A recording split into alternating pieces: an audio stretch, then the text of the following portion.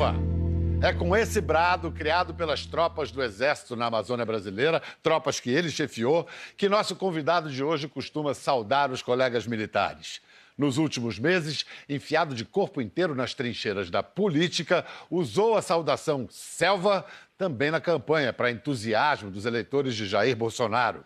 General de 4 estrelas, dos mais respeitados militares do país, comandante das forças da ONU no Haiti, ele é um tríplice coroado. No jargão da caserna, isso quer dizer que ele foi o melhor aluno nos 3 cursos de formação da elite do nosso Exército. Quando ninguém levava a sério a candidatura de Bolsonaro, ele emprestou seu prestígio ao capitão reformado. É um personagem-chave do novo governo. Gente graúda, que conhece bem os dois, garante.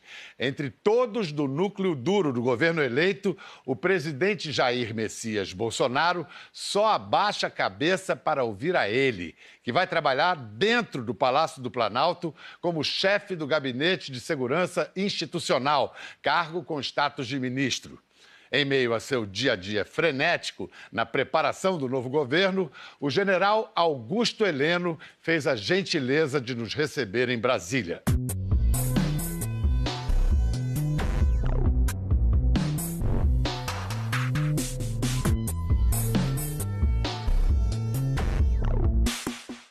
A gente fala selva assim de manhã para Pode falar, é bom que dá sorte. Como anda seu dia a dia agora nessa transição? Tem dormido quantas horas por dia, general? Nossa, realmente eu nunca esperava que uma transição fosse tão demorada e que fosse tão difícil de acontecer, né?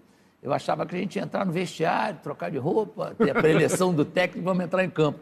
Mas demora pra caramba para entrar em campo, né? E é chorado, porque todo dia os problemas meio que se renovam, né? E eu acho que todos que estão ali vivendo essa fase estão loucos para o governo começar. E olha que o senhor tem experiência de Brasília, né? O senhor foi do gabinete... De Brasília tem. O senhor foi do governo Collor, o senhor era do gabinete militar? Era do gabinete militar. Ali... O governo Collor inteiro e uma parte do governo do presidente Itamar. Ali, naquele momento, quando e como o senhor percebeu que tinha algo de podre no reino Collor? E o que o senhor fez? Não, o que acontece é que isso é outra coisa interessante, né? A nossa dedicação é à instituição presidente da República, não é ao personagem. Para nós não influía a situação política do presidente. Mas agora não. Agora, como não, agora na segurança institucional, figura, né?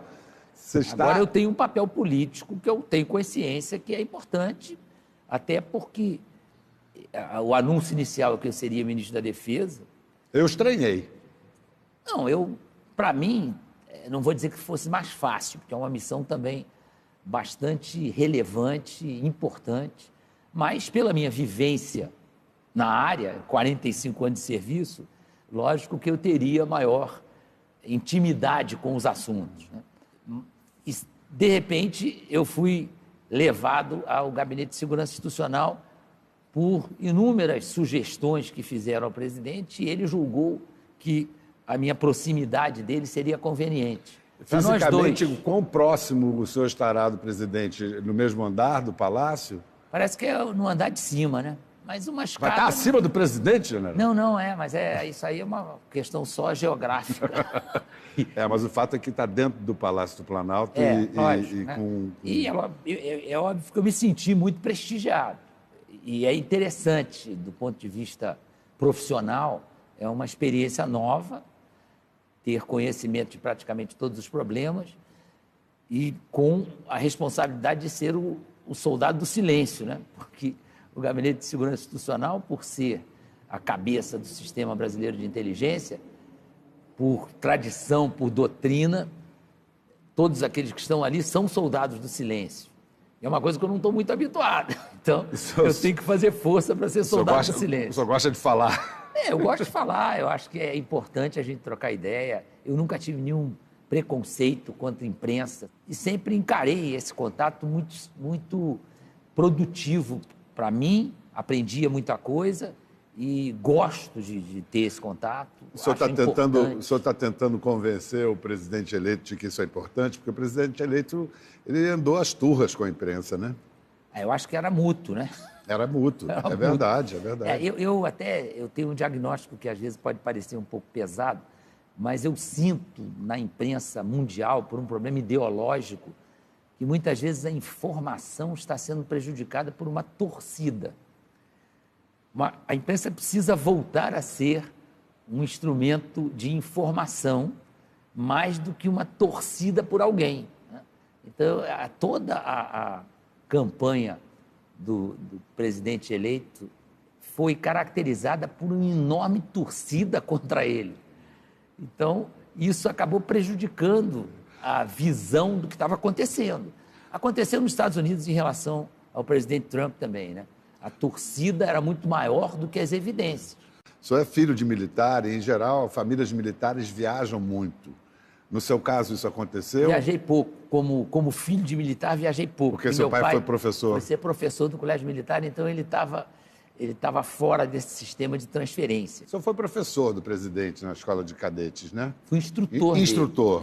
Mas tinha pouco contato com ele, porque eu era do curso de cavalaria, né? Sim. Os instrutores são dos diferentes cursos. Infantaria, cavalaria. Mas eu era instrutor do curso de cavalaria. Mas eu tinha contato com ele por causa do esporte. Como ele era atleta e eu tinha curso de educação física na época, eu ajudava muito na sessão de educação física. Então, meu contato com a equipe de pentatlo era relativamente frequente. E ele era pentatleta. Havia alguma coisa de notável naquele aspirante a cadete? Não, ele era muito bom fisicamente. Tanto que o apelido dele de cadete era Cavalão, né? O estilo Cavalão marcou alguns momentos da ascensão política dele, né? Mas o Cavalão... Não no sentido esportivo, não. No sentido de ter declarações muito... Pesadas. E que ajudaram na campanha dele, fizeram ele ser eleito e, ao mesmo tempo, criaram ressentimentos em parte dos eleitores, né? Sim. Há um esforço em tentar... Desdizer é impossível, mas tentar... Ele diagnosticou muito cedo essa vontade que foi expressa nas urnas de mudança. Mudança mesmo. Né? E ele passou a simbolizar essa mudança. Até por isso, eu acho que ele acabou, em alguns momentos, se deixando levar por esse desejo de demonstrar: eu sou o porta-voz da mudança. E cometeu alguns excessos, ele mesmo reconhece, né? Que deu caneladas e que isso na época, em algumas situações, foi proveitoso do ponto de vista eleitoral, mas de algumas coisas ele já voltou atrás, já se explicou, né? Colocou as coisas em outros termos, e hoje ele tem uma postura muito diferente. Pode ver o discurso que ele fez agora recentemente na diplomação, onde ele deixou bem claro que ele é o presidente de todos os brasileiros, que vai buscar a união, vai buscar a conciliação, vai buscar uma... Claro, oposição sempre haverá, né? Mas tem que ser uma coisa educada, racional, democrática. Que isso ele tem sido muito enfático, né? Na defesa da democracia, na defesa da Constituição. E isso me parece um ponto, isto é inegociável para o Brasil. Não temos como negociar a democracia, né, a igualdade, a quebra dos preconceitos. Isso não tem mais como voltar atrás. Isso é um avanço que nós temos que cultivar. A quebra dos preconceitos, a gente poderia nomear que preconceitos? Racial, orientação sexual, né? O próprio preconceito social, que, no fundo, acaba envolvendo o preconceito racial. Todos esses preconceitos, eles têm que ser vencidos. E a nossa geração, aí eu vou me incluir aí na minha geração, né? Nós tínhamos esses preconceitos muito arraigados, né? E que foram, pouco a pouco, se demonstrou que isso não tinha fundamento, que isso precisava ser vencido, né? O senhor tem uma carreira reconhecidamente brilhante e dois grandes momentos que a gente pode eleger. Um, o comando da Amazônia, e o outro, o comando das Forças de Paz no Haiti. Não necessariamente nessa ordem. Começou com o Haiti. Não necessariamente nessa ordem. Para falar do Haiti, eu quero exibir uma cena sua no Haiti.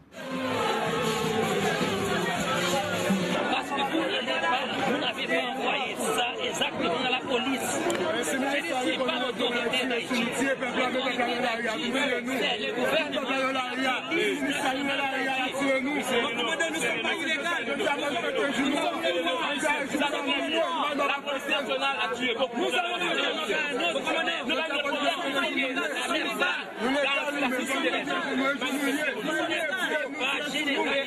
les choses. La police nationale, c'est l'institution légale du pays. Vous devez respecter la police.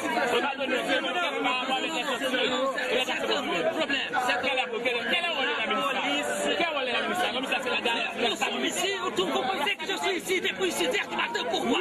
Pour vous assurer la sécurité. Je travaille beaucoup et vous voulez perturber la paix. Vous voulez perturber la paix. Nous sommes depuis la 6h. Nous sommes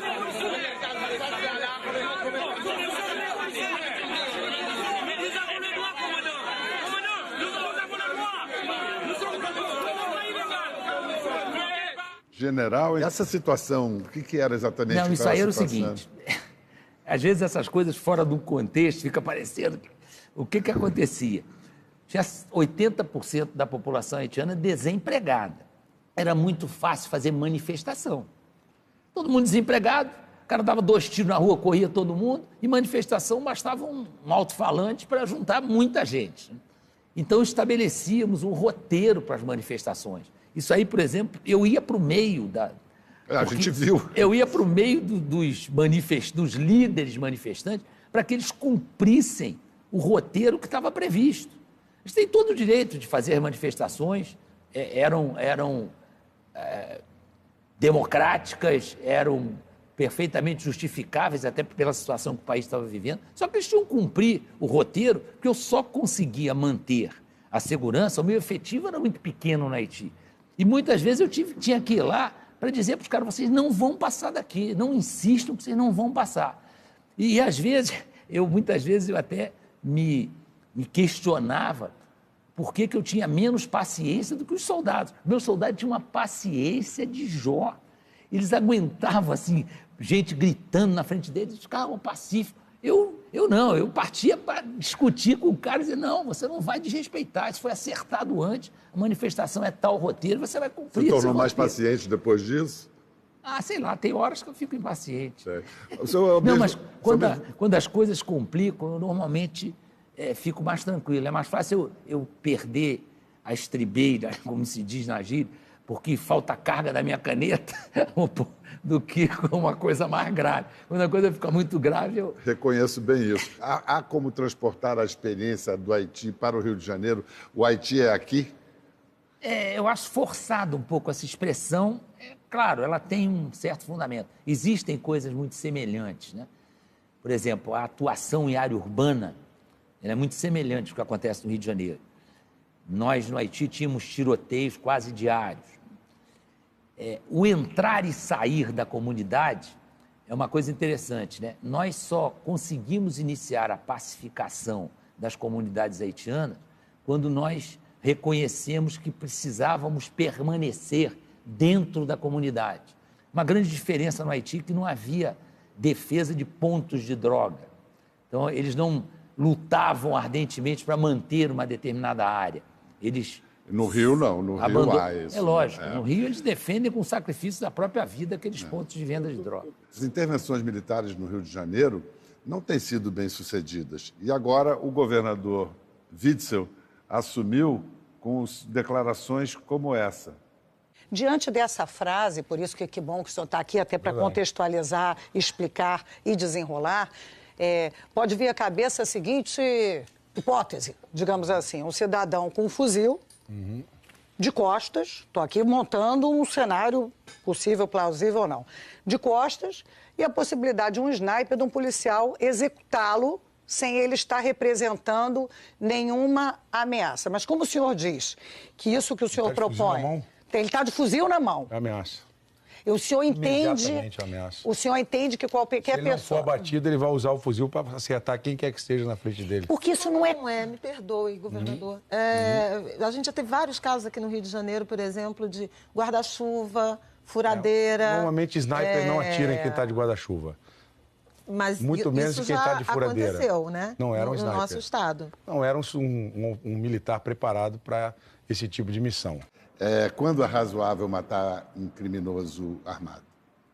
Só fazer uma observação em relação ao insucesso, entre aspas, Das intervenções. Essa última intervenção no Rio de Janeiro, ela pode ser considerada um sucesso pelo tempo que durou e pelos resultados que obteve. Ao contrário da Maré.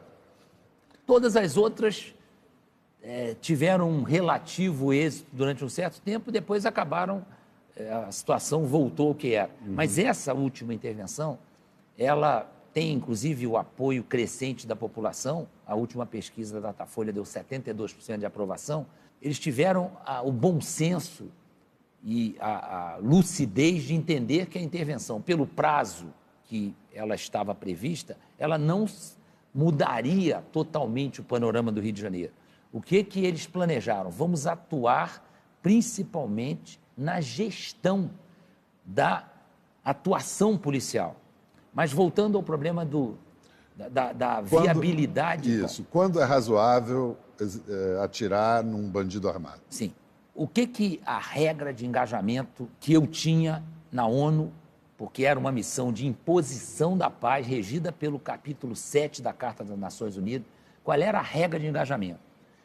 O comandante da cena julgava se o sujeito que estava ali como força adversa, se ele representava um ato ou intenção hostil que pudesse causar sérios males aos inocentes que estavam na Carregar área. um fuzil configura. Ora, o sniper, ele dispõe de uma luneta que impede esse tipo de julgamento completamente errado. E ele é preparado, ele é instruído para ter o discernimento de saber, não, esse camarada está realmente armado com fuzil. É claro que a impressão que fica é que o sujeito vai sair atirando indiscriminadamente em todo mundo que está armado e que todo mundo vai cada vez se armar mais em relação a isso. A ideia dessa regra de engajamento é exatamente o contrário. É uma regra dissuasória, ou seja, eu quero desencorajar o sujeito de andar armado no meio de uma população inocente, onde há crianças, senhoras. Então, com que direito ele porta um fuzil e exibe esse fuzil, debocha das forças legais usando um fuzil, quando aquilo é um alto risco para inocentes? Isso me abre para duas perguntas. Uma, o senhor falou há pouco das Nações Unidas. Essa semana tivemos 70 anos da Declaração dos Direitos Humanos. E o senhor repetiu essa frase que tem um bom efeito propagandístico, mas causa arrepios, que é direitos humanos só para humanos direitos. Não, o só não tem. O só muda um pouco o conceito. Direitos humanos são basicamente para humanos direitos. Exatamente. Foi essa a sua frase. Exatamente. Se eu tenho limitação em proporcionar direitos humanos, e temos essas limitações, que somos um país ainda economicamente enfraquecido, moralmente enfraquecido, socialmente enfraquecido, se eu tiver que canalizar o meu esforço de proporcionar direitos humanos para alguém, entre o cidadão que trabalha, sai de casa às 6 horas da manhã, volta às 10 da noite, encara um transporte público terrível, sofre todos os tipos de limitações na sua vida diária, ele tem muito mais direito a ser pleno de direitos humanos do que o sujeito que é bandido, que está assaltando esse sujeito no meio da rua, que o nosso filho sai e a gente não sabe se vai voltar, né? Então, o que a gente reclama é que muitas organizações de direitos humanos não vão no enterro do policial e vão chorar no enterro do bandido.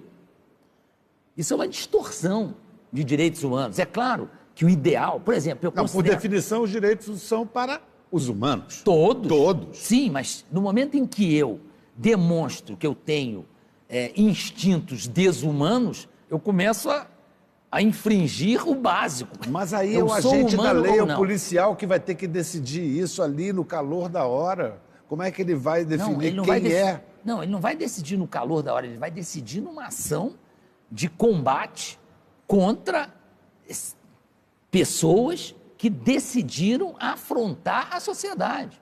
Então, não é uma decisão difícil, é uma decisão fácil, né? Por exemplo, eu acho o sistema... Mas não é uma decisão que prescinde dos ritos da lei?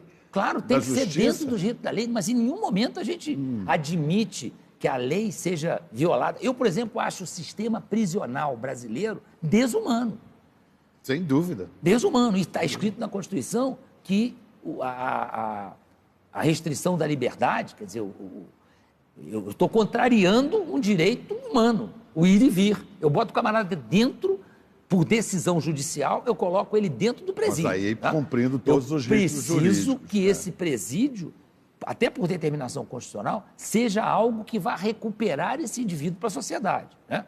Alguns são irrecuperáveis por instinto, por, sei lá, bota um psicólogo aí para explicar por que o sujeito não admite se viver dentro das regras humanas, né? Isso é outro caso. Mas o que eu tenho hoje nos nossos presídios é uma formação de pós-graduação, mestrado e doutorado em bandidagem.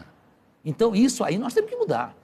Esse aspecto tem que ser muito bem considerado. Então, eu não posso ter um sistema prisional que é uma fábrica de bandidos requintados, que passam a ser atraídos pelas organizações criminosas, que passam muito novos a não ter mais opção, chega a um ponto que o camarada não tem opção, né? Se ele sair da organização criminosa, ele vai ser executado. Se continuar ali, eles mesmos sabem que vivem pouco, né? Então, o nosso sistema prisional precisa ser, assim, drasticamente modificado. Mas a gente falava dessa estratégia, porque a questão da segurança é dramática no Brasil. Foi uma das bandeiras que elegeu o presidente Jair Messias Bolsonaro. Mas uma das coisas que ele disse era que era necessário armar a população. Ontem, em Campinas, nós tivemos um exemplo do que pode fazer a liberalização do porte de armas, do uso de armas. Foi uma cena norte-americana ontem, em pleno Brasil. Uma situação extraordinária. Sim, mas quanto mais gente tiver acesso à arma, general, mais isso poderá acontecer. Ontem é o caso típico. Hoje já tem uma notícia que a arma estava raspada. É uma arma de uso exclusivo das Forças Armadas e estava raspada. Então ele não comprou. Ele não comprou essa arma legalmente. O porte ilegal é muito mais perigoso do que o porte legal. O que o presidente defende é por que não deixar o cidadão de bem, né, ter a possibilidade de ter uma arma para a sua defesa pessoal em casa. Essa é a posse da arma. O porte de arma tem que ser muito mais dificultado. E aí nós vamos ter uma comparação muito fácil de ser compreendida. Se nós partirmos do princípio que o porte de arma pode... Nós temos 64 mil homicídios no Brasil em um ano. Recorde mundial. Recorde mundial. Então, essa restrição ao porte de arma não tem levado a nada, né? Então, vamos partir para o outro lado, vamos dar porte de arma e vamos comparar com o automóvel. Quantas mortes se tem por acidente automobilístico no Brasil? É mais de 50 mil. Muito mais do que o razoável. Eu não tenho número. Vamos proibir o automóvel? É diferente, né? Não, é uma arma na mão de quem não está habilitado, quem é irresponsável. Então, é mais ou menos a mesma coisa. Mas o que eu estou dizendo assim, será que pode se vender a facilitação de se possuir uma arma como uma estratégia pertinente de combate à criminalidade? Não é de combate à criminalidade, é a possibilidade do cidadão de bem poder se defender. Estão aumentando o número de assaltos a residências. Então, se eu tenho uma arma, se o bandido sabe que eu posso ter uma arma em casa e legalmente utilizá-la para me proteger minha família... Isso já pode dissuadi-lo. Posso dissuadi-lo. É a mesma coisa dessa história de atirar no sujeito armado com fuzil. Não é para sair atirando indiscriminadamente, é exatamente isso. É para mostrar para o indivíduo, olha, se você estiver armado de fuzil, você está começando a correr risco, né? Você pode perder sua vida por causa disso. Você não está mais impune como você estava antes. Isso é muito tranquilizador ouvindo de um general, de um comandante, mas para usar aquela expressão famosa, mas e o guarda da esquina, general? Não, mas aí que está. A preparação é que tem que ser muito bem feita. A mesma coisa do motorista.